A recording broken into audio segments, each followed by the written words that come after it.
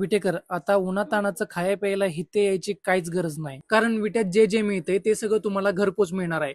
तुम्हाला फक्त play store वरून एक ऍप डाउनलोड करायचं आहे, HUNGERR, हंगर. आणि तुम्हाला ह्या ऍपची एक खासियत सांगू, रेस्टॉरंट हॉटेलमध्ये जी प्राइस असणार आहे तीच प्राइस तुम्हाला ह्या ऍप मध्ये मिळणार आहे. No hidden charges. एवढंच नाही, जर तुमची खरेदी 100 रुपयाच्या वरती गेली तर तुम्हाला एक कुपन मिळणार आहे, जे तुम्ही टाईप किंवा पेस्ट करू शकता.